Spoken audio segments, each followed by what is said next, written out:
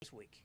I did not want to put a fence up around the perimeter of an open field outside the daycare center and give people cause for alarm and not explain why we were putting it up. So we were trying to find a date that worked for the congressman, since it is a federal entity, and he has an office in this building, by the way.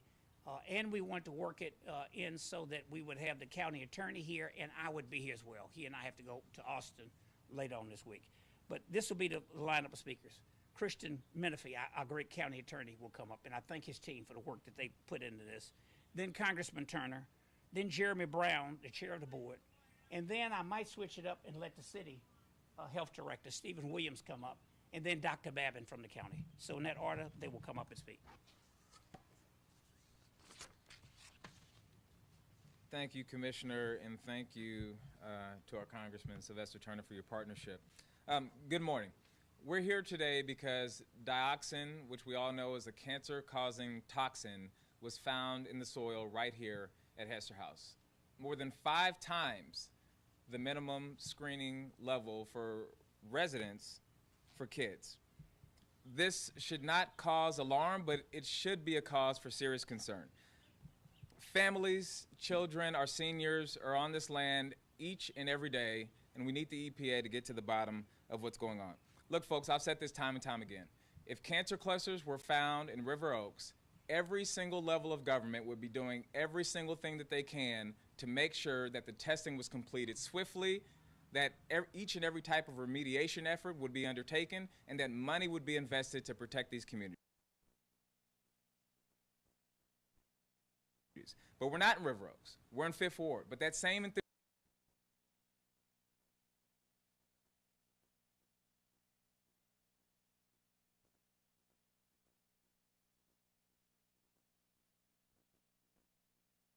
enthusiasm should be seen from the federal and the state. EPA finally stepped in to investigate the chemicals out here in the cancer cluster in Fifth Ward. But that didn't just happen. It took an incredible amount of work to get the Biden EPA involved here. But now we have a new administration, the Trump administration. And my message to them is continue what is being done out here in Fifth Ward. Continue to work. Do not let up, do not ignore us, and do not walk away. Continued cooperation by Union Pacific and EPA is absolutely necessary for us to ensure that we're addressing the issues out here. It has been a long, hard road, and I see residents here today who have been on the very front lines fighting and are part of the reason why the EPA got involved in the first place. It has been a long, hard road. But over the past month and a half, we've seen the Trump administration dismantle entire federal agencies, send people home, go in to try to get people's confidential information, do everything to steer government away from doing the business of the people. So you bet for sure out here, elected officials and residents, we're nervous. We want you, the media, to ask the EPA about their intentions here in Fifth Ward because we need them to stay here and stay the course. Every family, regardless of their zip code, regardless of how much money they make, deserves clean air, fresh water, and safe land. My ask to the Environmental Protection Agency is to stay the course in Fifth Ward. Do right by these seniors, do right by these residents, do right by these kids, ensure that the testing is done and that the remediation efforts that need to be done to protect these communities are done. And with that, I'll turn it over to Congressman Sylvester Turner. Thank you, County Attorney Christian Menifee, and certainly to Commissioner Rodney Ellis and all of those who are standing here. This has been an important issue for a long time. I worked closely with Administrator Reagan in the last administration on this issue in a different capacity. I look forward to working closely with Lee Zeldin, who is the new administrative director of the EPA under this administration. This week, I am meeting with Region 6 of the EPA and have asked for a meeting with the administrator himself. This is in the 18th, and these are real concerns. It impacts families and children, those who are doing business. Hester House, Europa Harris is here, my district director, and my office is right here at Hester House. So, but let me just say what we do know. We do know that since this issue has come up, even the Department of Health has indicated that there are more people diagnosed with cancer, children as well as adults, are at a higher rate than any other place in the state of Texas. We do know that people are dying from cancer, and people need to know what's below the ground. My charge to the EPA, don't get caught up in labels. This is a part of their mission, to protect people from contamination of whether it's the land, the water, or air. This is their mission, and we need to stay focused and move with expediency. And do not do anything with the EPA that's going to cause any further delays. Now, they say there's no immediate concern. That's good news. But the reality is, when you find sites, right here, for example, at Hester House, that's way above the acceptable level, it reminds us that that the EPA, along with the state, need to move forward with the greatest degree of efficiency. This is the 18th, and it's my job to protect the families and the businesses in the 18th, and that is exactly what we intend to do. So I look forward to the meetings this week and those to come with the EPA. Thank you, Commissioner. Good morning, everyone. My name is Jeremy Brown, Chair of the Board here at Hester House. I just want to say thank you all for being here. Thank you, County Commissioner Rodney Ellis, for your ongoing partnership. Christian Menifee, our County Attorney, our Congressman, our state delegation, State Senator Boris Miles, Senator Representative Kimberly Satterwhite. I appreciate her.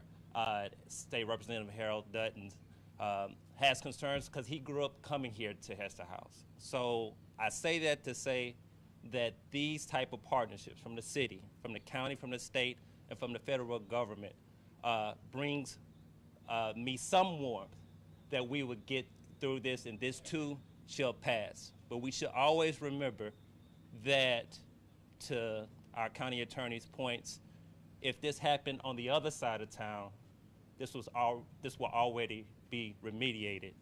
And I don't know what 60 pieces of silver can be found or can be had to undo the unjust treating of our communities that happened by corporate greed, by lack of government regulation, or just willful negligence.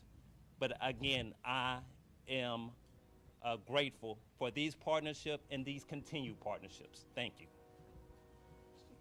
And Dr. Babbitt. Y'all go together if you want. Y'all work together. No, you speak first. You first. Okay. Good morning. Good morning. So, as already stated, the U.S. EPA has required Union Pacific to do testing. And in the testing that was done in this area, there was some concern of a sample that was found. It is because of an abundance of caution that the precinct is going to make sure that the children that are in the area are not coming into constant contact. The numbers that were found were above the screening level. The screening level is set so that people understand a minimum of what is considered to be safe for exposure. The number that was found was above that level, and there was a concern that will spark additional testing. Upon the conclusion of that testing, the EPA will determine if remediation is necessary or what needs to be done. However, we want to make sure that you understand that Harris County, along with the city, are looking at those testing methodologies and looking at the results so that we can provide information to our leadership about what that means for our citizens. Thank you. Thank you. Stephen? Good morning. Just to add context for this, this is part of an ongoing effort that started several years ago as a result of testing that was actually spearheaded by the Houston Health Department. Once dioxin was found, EPA started to get more engaged and more concerned. I'm really grateful for the commissioner and the county's willingness to allow testing to be done on the site as a part of those ongoing efforts. As the doctor said earlier,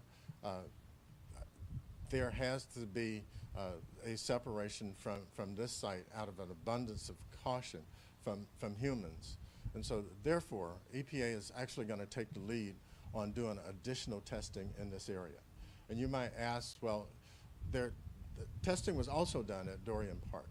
The levels found at that park were not at a level that would cause concern for EPA. And so hopefully as things continue to progress, what you see is additional testing and results shared by EPA with individual property owners in this area. So this is an ongoing effort. I'm really glad that everybody is really coming together to figure out exactly what's going on, because it is our responsibility to protect Houstonians from this contamination. So here's what I'm going to suggest. I think you all would like this. We'll take like 3 questions. I will make a few comments to wrap up, and then I think we'll walk the site if you want to do that. If not, you can walk it on your own. We just walked it, but I didn't want to delay the press conference. I want to thank everyone for being here. I want to stress in the strongest language I can, this is a press conference not to alarm people, but to simply sound the concern bell. This facility will remain open. Based on what we've been told, it is safe for children to go to the daycare center. The chairman went over and told them about it this morning. I will be making calls to other elected officials, but we didn't want to do something prematurely and get it out there and give people different messages. Right. So we didn't call people in the neighborhood, but we wanted to do that. But the state representative, the senator, everyone will be involved. I'm going to bring the congressman back up, but I want to stress the county owns the land behind this, Dorian Park. Hester House is independent. Chairman Jeremy Brown and his board control this site. The county pays 98, 99% of the expenses to run this site. It's a separate issue, but we're in negotiations about how to keep this running continuously. And obviously this discovery does create some challenges. We'll have to find some way, if it's legal, so the county does not take on liability for that issue. But I'm hoping with our great county attorney's team, that'll be sorted through. But this is to raise the concern bell, not the alarm bell. Congressman, then we'll take a few questions. Just very briefly, testing is important. It's better to know than not to know. As a congressperson of the 18th, let me encourage people, families, renters, homeowners, churches, to allow the testing to be done. What we know, we can then act on it. But it's better to know than not to know. So let me encourage you in the strongest terms I can. When people are coming and asking for testing, allow them to do the testing. That way, we can fully understand the breadth and the magnitude of this issue. Thanks. That's a good point. When we were walking the site earlier, someone asked, well, how did you all find out? EPA did not contact my office. The chairman told me they sent a letter to Miss Julia C. Hester. This was named after her. She had passed away when this opened, when Hester House opened up. So sometimes they will write to whoever they think controls the property. It might be a church. Sometimes somebody's been in a house 60 years. I think you make that reference. And then somebody shows up in a little jacket and say, I'm with the federal government, we want to test your site. And they won't give them permission. As a congressman said, it's better to know than not to know. With this site, I want to stress, we don't know what we don't know. Right. That's what my mother used to say. We don't know how bad it is. We are just putting the fence up in an abundance of caution. The EPA will have a meeting here, I think. They can have a meeting with the community. They'll do it at this site. I hope to be there if they schedule a date that works around my schedule, our schedules. But they will have a meeting here. They were invited to come today. They've given a great statement, which we'll provide to you. But they have to follow their rules and procedures. last point. Think of your questions. We'll take 3 questions and walk this way. I'd be remiss if I did not thank our dear sister, the late Congresswoman Sheila Jackson Lee, because she raised hell to get the federal government to come in and do this testing.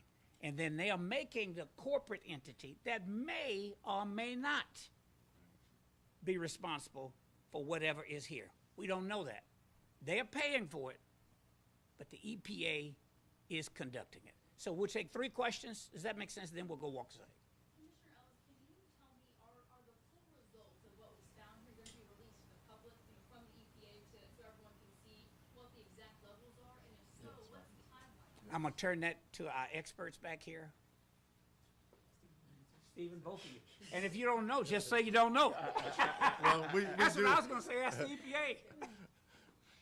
Yes, the EPA plans to actually have a community meeting where the results will be communicated with the public. But first, they are actually going to talk to individual property owners. So we don't know when the meeting will be or when the whole public will know. The meeting will be by the end of February is what I was told. Yeah, later this month, yeah. Yeah. They want to first give the information to the residents so they know what their property has, and they want to make sure they maintain the anonymity of the residents. So they're not going to give exact locations, but they'll give in generalities what they found. Would that be like, so the testing that you guys are talking about right now is zone 1A, and then are we going to be doing like zone 1 as well, like at the end of the month? So I'm just curious, like what zone you're talking about when you're talking about telling the residential community. I think the zones that you're talking about was how we actually classified the testing that we were doing and conducting. Basically, what the EPA did was really send out a notice expressing an interest in testing as many properties in the area as possible. What you're seeing is the results of the testing which was done on public properties, primarily city parks and the county properties. Okay, got it. And then just to clarify, you said the dioxins that you found were 5 times over the limit, is that correct? 5 times over the child residential screening limit, which is, set by the EPA. So I think the limit is 48 parts per trillion, and there's an area back there where it's 220 parts per trillion. Correct. Got it, okay. But you guys were saying that like it's not an immediate danger, but you are gonna fence it off. It's not an immediate danger to your health because it's lower than the adult level, which is 500 parts per trillion. But you got to think about the difference between kids and adults. Y'all are standing in the grass right now. You're not playing in the soil. You're not rubbing your hands on your face, right? Things that kids would typically do, and that's why they have a lower screening level. So they don't think it's going to pose an immediate risk to your health. But as the commissioner said, any amount of carcinogens in our dirt is unacceptable. And so that's why the fence is going up, and that's why precautions are being taken. Okay, how big is that area then? We're You'll going see to walk it. Yeah. That's it. Yeah. Any others? Yes, ma'am. What type of dioxin was found in the fence? The testing was for total dioxin, so the TEQ that they determined was for the total. It's not been fingerprinted for all the individual congeners, but they have the total that's 220 for that area sample. Bad dioxins. How about that? Which all of them. Can we get the two of you in the middle to state your names and spell it and your titles, please? I'm Dr. Latrice Babin, B-A-B-I-N. I am the Executive Director of Harris County Pollution Control Services Department. Stephen Williams, S-T-E-P-H-E-N. I am the Public Health Director for the City of Houston. Okay, we're going to walk it. We'll give you time to set up and follow us. Look, it's being live streamed. I know one reporter got here late. Now, County Attorney, I did want to say, although I'm certainly not a kid anymore, but I've ridden my bicycle over here and I've laid out on the grass so I can get back home. Yeah, right. So I'd be wise. You'd be wise. Just exercise caution. Okay, you got a second and we'll walk back there? You all right on your flight? I'm good. Okay. I'm good. And they'll give you copies of that EPA statement, but they've emailed it out.